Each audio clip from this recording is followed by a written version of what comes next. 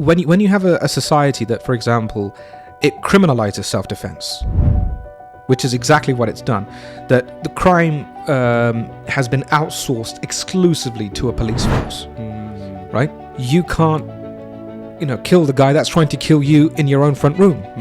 But I had a landlord in Bristol. It was snowing, and the landlord said to me, "Don't clear the snow on the road." Right? What are you talking about? And he goes, "I have a lawyer that lives on my street. If somebody has an accident and it's because of the snow that you've piled up on the side of the road to keep the road clear and whatever, then there can be a lawsuit." This wouldn't happen in Turkey though, would it? You wouldn't get this in Turkey. No. Or in Pakistan. Brazil is a very interesting case.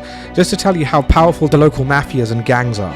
When it came to delivering, what are they called? PPEs, the face masks and all that stuff during COVID. It was actually the local mafias who organized it. The state had nothing to do with it. Oh wow! Right. So the local mafia, and the gangs in the favelas, these run-down neighborhoods. The golden era was obviously the Sahaba era and the prophetic era, sallallahu alaihi wasallam. And if we look at those generations, going on holiday wasn't a thing. You went abroad for trading. You went abroad to, for battles and campaigns. Don't sign anywhere. You don't tick a box to say, "I consent to giving you annually or monthly council tax." Right? That is nowhere. And so this is just one kind of tyranny. And the problem is when you talk to, and I'm particularly disappointed in Muslims when I speak to them about it, in this country, I'm like, do you realize that this is a scam? And they say things like, "Yeah, but if they remove council tax, they're going to enforce another kind of tax that we're going to have to pay anyway, so you might as well just pay it."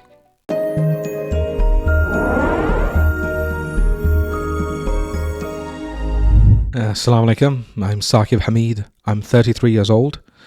I'm a budding novelist, and also I'm going to be producing a book about Aql very soon. Islamic thinking for the liberating modern Muslim. Nice to see you again after an entire year. Oh, to see you, very nice. All right, so literally last time I personally saw you was in Istanbul because we went together. Yeah, but you're in Ankara now. Correct. Okay. So you were just saying to me that Turkey's dealing with 200% inflation. Yeah. And you've come back to the UK and we're dealing with inflation as well. But you said like the people are not as miserable in Turkey as they are over here. They still have some life to them. Yeah, I mean, the thing with Turks is there's something about them that even though it can be a grey, rainy day with 200% inflation, there's something about it that they've got some kind of, like, you go out on the streets and it's not depressing.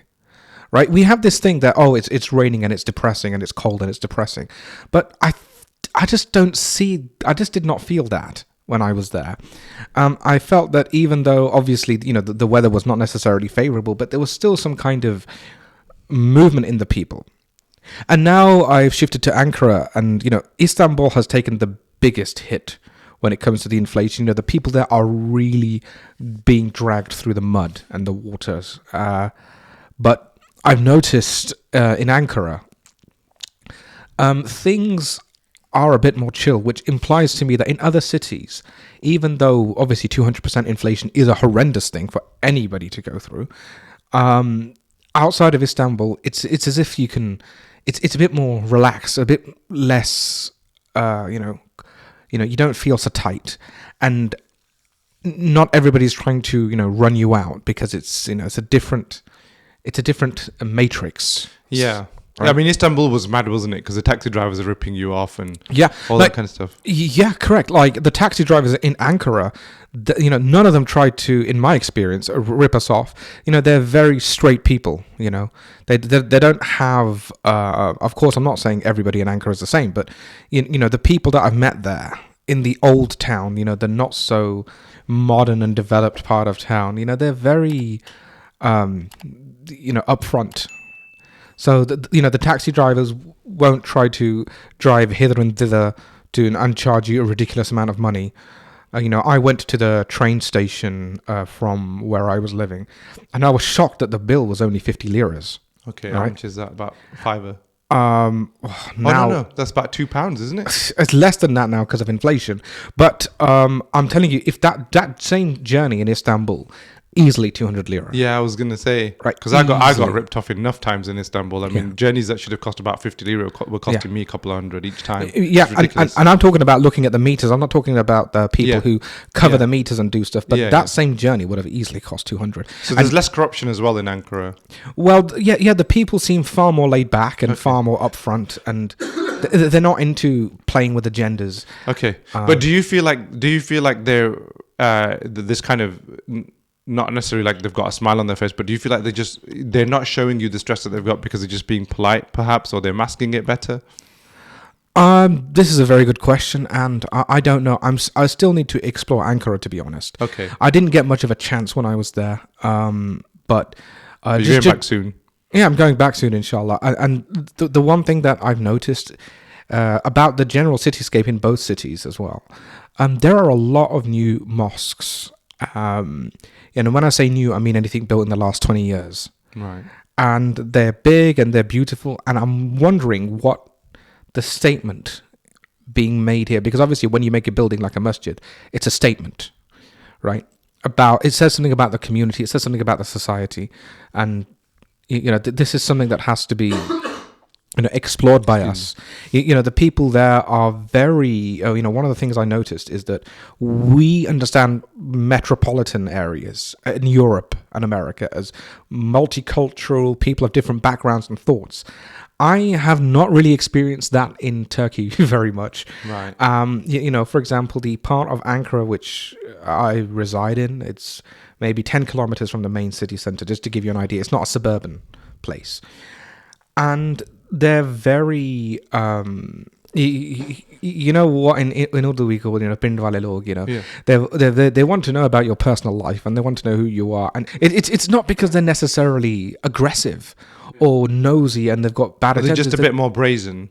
Yeah, they're just a bit more like... Speak without a filter. Yeah, they speak without a filter. And the thing is, you can really tell they haven't met people of various backgrounds. Because, for example, when I was like, okay, could you please slow down for me? Look, I'm a foreigner.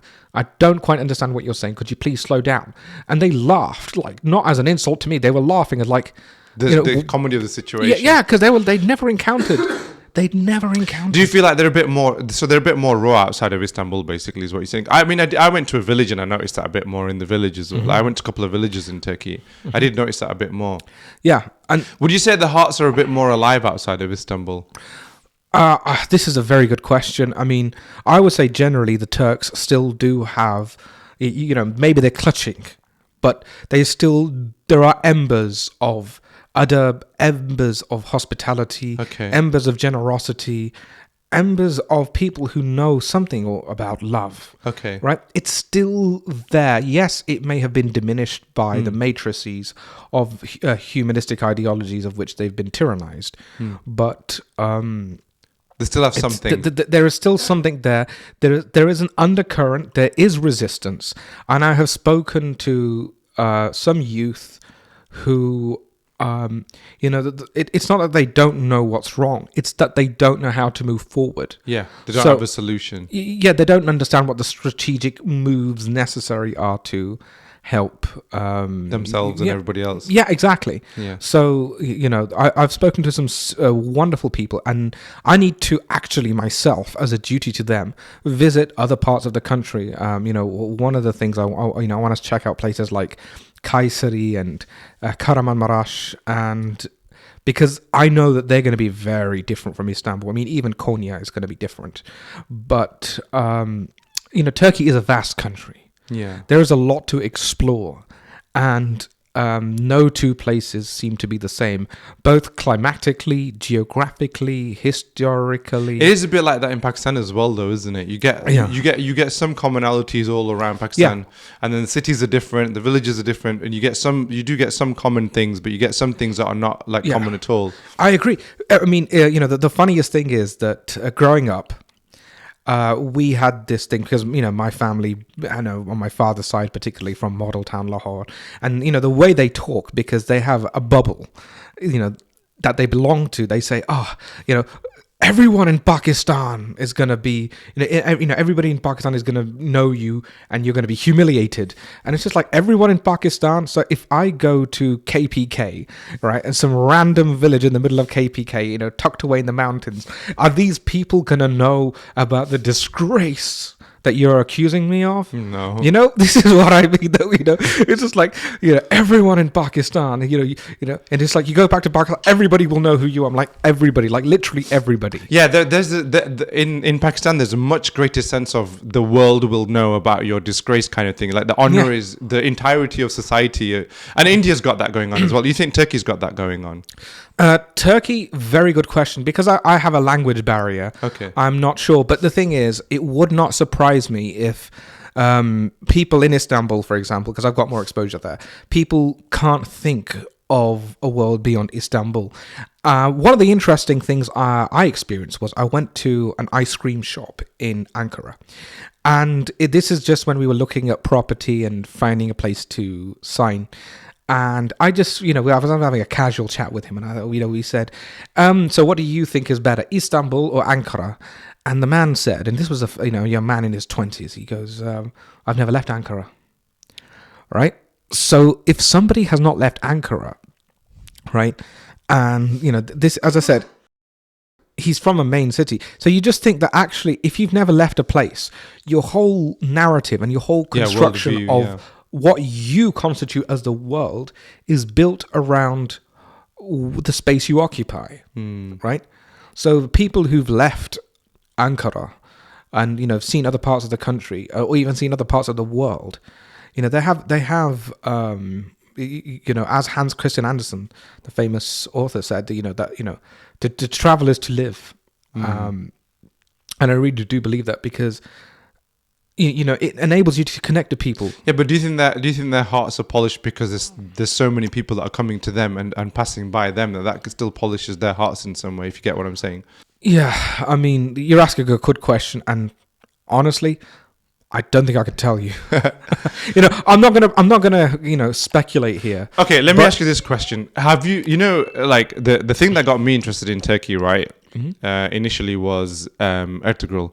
Because I've been to Turkey before. I didn't really have much interest in Turkey before Ertugrul came along.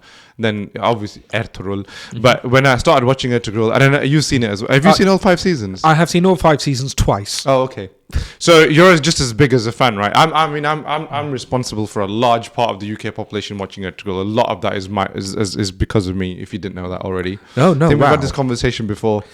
But anyway. What was attractive to me was obviously the masculinity that's on display in Ertugrul, right? Because it's very genuine masculinity. Yes. It's not this kind of for masculinity with this kind of alpha male movement, but it's also not kind of weak and it's not spineless. It's majestic. It's quite royal. It's noble. It's got a warrior spirit to it.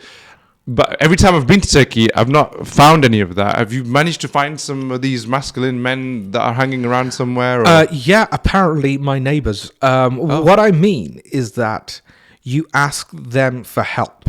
Okay. And they will help you honorably. Okay. Right?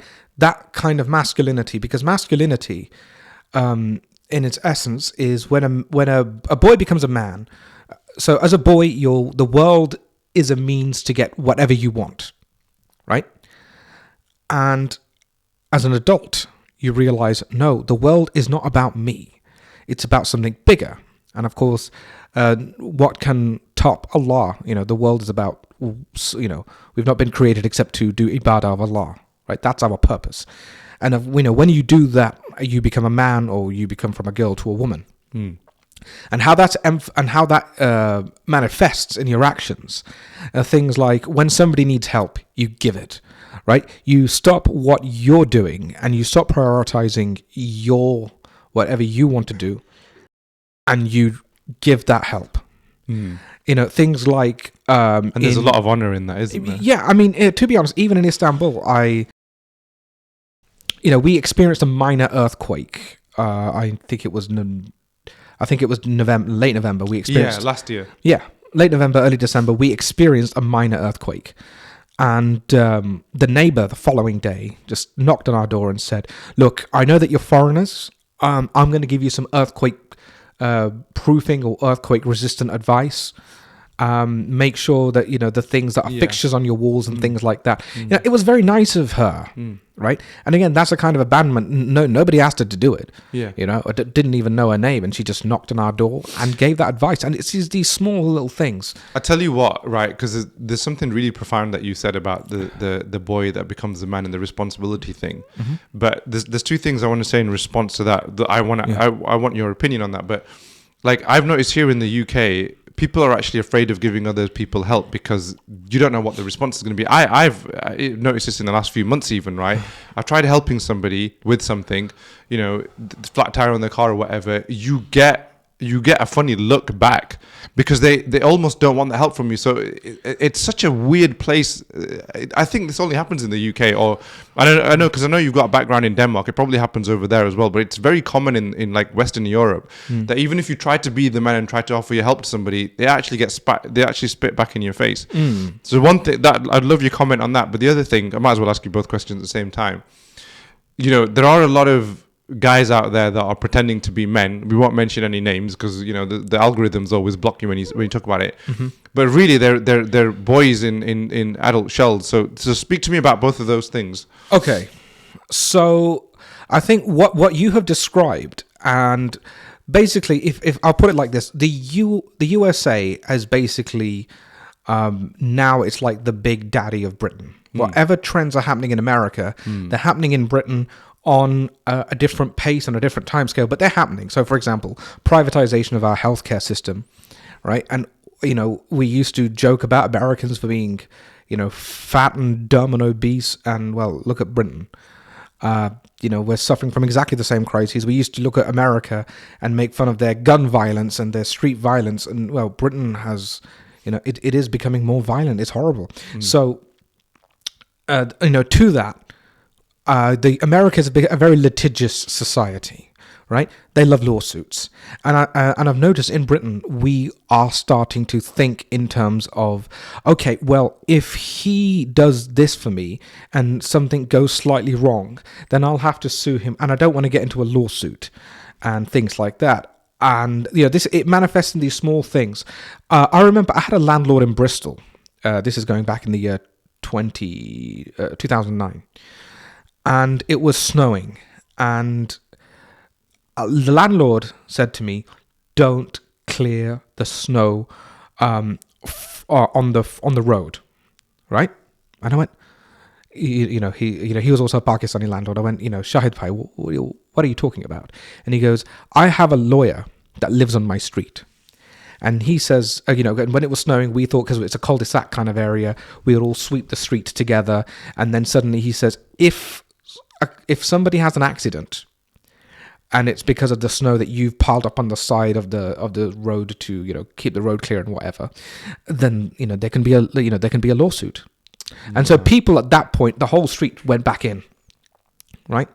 And similarly, if let's just say this is the difference between this wouldn't happen in Turkey though, would it? You wouldn't get this in Turkey, no, or in Pakistan, or in Saudi Arabia. Hell no. Dubai, maybe you might get it in Dubai, but I mean, even in Denmark, you wouldn't get that. Right. I mean, this is what's then creating boys basically, because even if they want to rise up to that, they can't rise up to it. Yeah, I mean, just imagine, you have an issue with your car. I come and fix the car, right?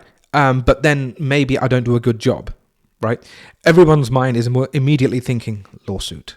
Right, that guy's done my car in, and this is the mentality of some people. As a result, things like helping people, and of course, when you have a society that, for example, it criminalizes self-defense, which is exactly what it's done. That the crime has been outsourced exclusively to a police force. Right. Exclusively. You can't, kill the guy that's trying to kill you in your own front room. Right? And then in some places, I've heard that there are strange laws that if they break in an entry, right, and you kill them, then that's, you can get arrested for murder. But if they come up the stairs on the first floor because now they've got intent, and you can kill them, and then it's like, what on earth? You have removed the capabilities of a man to be a man, which is freedom to act against injustice, amongst other things, right? The man's being castrated. Legally, Yeah. right?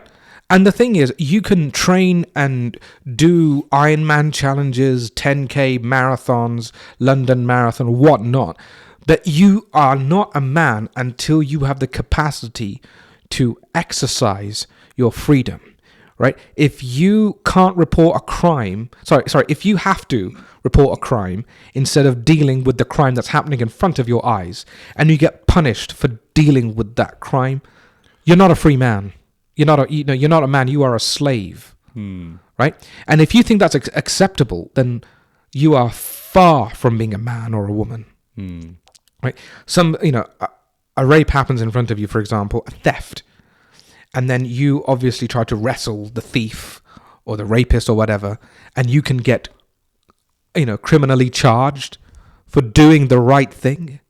Have you seen what's been going on in Brazil? Like, because the crime's rampant over there, and so now in some situations, if a woman gets a purse stolen, some guy will just come over and ram him over, and the police generally will not follow that up anymore, because and the women are starting to now finally feel a bit more protected because the men are kind of chiming in. It's not illegal for them to do it, even in Brazil, as far as I know, but the people are starting to step up. Yeah, I mean, the thing is, Brazil is a very interesting case. Just to tell you how powerful the local mafias and gangs are. When it came to delivering, what are they called? PPEs, the face masks and all that stuff during COVID. It was actually the local mafias who organized it. The state had nothing to do with it. Oh, wow. Right? So the local mafia and the gangs in the favelas, these rundown neighborhoods, they were the ones who were giving out face masks and all that stuff. They were the ones making sure old ladies had food when, of course, there were these restrictions that they can't go out and the curfews or whatever they had in Brazil. It was these kind of people. In Turkey, bizarrely, it was, the police actually did that function. Wow. They were making sure that the elderly, who maybe they weren't watching the media so much or, unawares, they made sure that they had food so they didn't have to worry about, getting ill. Oh, wow. I didn't know that. Okay. But then this thing about there's a lot of now in 2023, there's a lot of influence of men, that these alpha male men that apparently, I know you've spoken about this before, that really they're just boys, because what they're encouraging to the youth is, make a life for yourself, but they don't really talk about doing something that makes society better. Yeah, I mean, it's a joke. It's a scam, because you see what's happening here is you have these men who look good because they've got all the muscles and everything, and the money and the cars, and the money and the cars, and they're just like, a man has to maintain the woman. He's got to do this. But then look at what they're doing. This Britain has gone through, realistically, probably 100% inflation, right? I don't believe the inflationary figures that they're reporting, the 9% to 10%, right? It's not double digit. And the proof of it is that the things that people buy en masse, the pasta, the olive oil, the petrol, and all these things, they have suffered a lot of price hikes. And it's not simply reflected in these indices, which have led to these very silly figures about inflation. In misleading figures. They are misleading because the inflation that has hit us is far more. I mean, if inflation really was the rate that they give us, and at the end of the tax year they increase the salary based on the inflationary figures, then people should not actually feel the effect of inflation at all. Because it's just like, okay, everything's gone up 10%, but so has my salary, so therefore there is no overall difference. That doesn't happen. And we know that doesn't happen. So the whole thing is BS. And the men have to, if they're going to be man, reclaim their masculinity. And how they do it is by reclaiming their freedom. They have to unite, work together, coordinate, and say no to this tyrannical order, which is robbing people through their savings in the form of inflation. Right? And they are robbing people in the form of taxation. And over 10 years ago, there was a petition, actually, which had over 100,000 signatories that pay everybody back their council tax. The mythology behind council tax, that council tax is there to pay for the basic, for the services that they claim, that we hear about. Oh, that they maintain the roads, that they maintain this, that they maintain that. This is what they talk about, when you hear council tax, that, oh, it's to maintain the services. And, this vague term is always used. Most of that money goes on servicing the debt, actually, because the loans that they take from the banks. So it just goes to service. Yeah, it goes based on the interest. I mean, the what you're talking about with the local roads things. I mean, the prime example is from here about a month ago, because all of the, just to get into this estate, all the roads got flooded. You couldn't actually get in because you can't drive your car through that, because obviously it'll get flooded. And the only reason they got flooded, everybody knew the only reason they got flooded is because the council's not been going around cleaning the drain, so the leaves get stuck and then the thing floods. Yeah. So the council's not doing basic things like that. Yeah, exactly. And the men are sitting down watching Gogglebox, right? A TV show about people watching TV and other crap on Netflix or whatnot. And, that's the state of modern man. That the thing is that these issues are, they're not even issues to them. They will complain that, oh, the roads are flooded, right? What are we paying council tax for? Okay. Then ask the bigger question, what is a council tax going to? Now, the petition, by the way, it was for the parliament. It was on, one of those gov.uk things. And so technically, when a signature gets 100,000 signatories, It gets taken seriously. then the parliamentarians can select whether or not to discuss this topic in Parliament. And it got rejected for their flimsiest reason I've heard. It was to do with that something about the direction and the outcome of what these people want is not clear.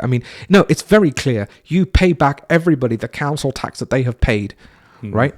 And they'll come out with scandalous nonsense like, yeah, but if you pay, the council tax, then if you get buried in that area, you don't have to pay the additional tax for the graveyard, and this is the kind of, flimsy. But all these councils are going bust anyway. Like Nottingham Council's gone bust now. I think it's filed for bankruptcy now. I think just in the last week of recording. Croydon's gone bankrupt, and then they're introducing new measures to make that money back by introducing stuff like new speed cameras and all that kind of stuff. They're introducing new things because they need to make that money back, because all of the actual money that's being paid in the council tax, I'm pretty sure, is just really being used to pay the interest on the debt that they take from the banks. I know a guy who he doesn't like living in this country, but he's stuck, right? And he actually... Is that me? No, it's somebody who's an Irishman, an Irish Norwegian who lives in the north of this country. Okay. And he said to me that he actually went to court, and he goes that if you don't want to pay council tax, there is some kind of law you can invoke, which is something about, it's a law of financial agreements. And basically, the law that he said, it goes something like this, that to basically, you have to sign somewhere or actively give consent in order to have a subscription payment. And council tax is a subscription. Either you pay monthly or you pay annually. But either way, there has to be somewhere where you sign and actively give consent. Because we don't actually sign for the council tax. No, we don't. It's imposed. Yeah. And it's imposed illegally. And he said this in court. And the judge said, okay, you don't have to pay council tax. Wow. Right? Because council tax is illegal. Wow. Right? Because nowhere is there consent. Right? You don't sign anywhere. You don't tick a box to say, I consent to giving you annually or monthly council tax. Right? That is nowhere. And so this is just one kind of tyranny. And the problem is when you talk to, and I'm particularly disappointed in Muslims when I speak to them about it in this country, I'm like, do you realize that this is a scam? And they say things like, yeah, but if they remove council tax, they're going to enforce another kind of tax that we're going to have to pay anyway. So you might as well just pay it. Yeah, look, I've put a lot of stuff out there talking about the banks, talking about taxes, talking about this, talking about that. The greatest resistance and the greatest Stockholm syndrome effect that I get is from the Muslims. Yeah. Yeah, you constantly find, doesn't matter what you say, like this world order that is now changing, this shift in superpowers or whatever, you'll get more, not only will you get more resistance from the Muslims, they will criticize you for your thinking more than the non-Muslims. I mean, it's terrible. And it's horrible. We're in a paralysis, and it is actually retardation, right? I mean, they haven't even realized that this fantasy of a life that they've normalized, because it's a normalization of madness is what it is, to go on holiday. Actually, if you look at history, the notion of going on holiday was non-existent, right? And by holiday, I'm talking about people going to a place purely for leisurely purposes, right? It wasn't a cultural phenomenon. The golden era was obviously the Sahaba era and the prophetic era, sallallahu alaihi wasallam. And if we look at those generations, going on holiday wasn't a thing. You went abroad for trading. You went abroad to, for battles and campaigns, and generally what is broadly called dawah, inviting people to Islam, whether it's through. So what do you do for leisure then, or what did people do for leisure? Well, it seemed that first of all, the prayer was a form of leisure, and the hadith, it says, I think it was between Rasul sallallahu alaihi wasallam and Bilal. He says, "Arihna," which means, "Arihna bis salah," which is relax us with the prayer, right? Kind of thing, right? And people went to the outskirts, like apparently even Ibn Taymiyyah did this daily. He would go to the outskirts, to the countryside on his horse, as I understand, and he would, do azkar and tasbih and these kind of things, and that was his relaxation. That was his relaxation. Yeah, but the thing is, like in the West, the problem that even in places like Turkey, places like Pakistan or whatever, because of this economic crisis, because we're working stupid hours. Yeah. People are trying to get away from that. Yeah. They've got a life that they're trying to get away from, and we're so rushed for our prayer. And I agree. You see, what's happened is that the concept of modern holidays started only in the last century and probably in the last 70 years. Right. And what happened was that, first of all, you had the upper middle class, people like Lord Byron kind of people, and the upper class and the old aristocracy. They used to send their sons on holidays to places like Italy and Greece, but the purpose of their holiday was to acquire wisdom. They would learn the arts, and they would learn philosophy and all these kind of things. And then what it's now transitioned into is, first of all, they said, everybody should have the opportunity to explore these wonderful areas like, Greece and, these civilizational centers, historically speaking. And now it's turned into, I'm going to go there and get completely smashed off my face, get drunk, and generally just spend a week or whatever it is not actually seeking any wisdom and not actually doing. And the Muslims are doing a halal version of that now, aren't they? Yeah, effectively. Yeah, they do, because the thing is, they go there. The holidays that they do are not transformative. Right? They learn information about Al-Andalus, about the Osmanlı Devlet and all these kind of things. But it's not transformative, because then they go back to their 9 to 5, continue to do this nonsensical grind, continue to be slaves voluntarily, right? And continue to focus on things like, I need to develop a cooperative portfolio so my children don't have to suffer the way everybody's trying to make it out alive, financially. Things are tough financially.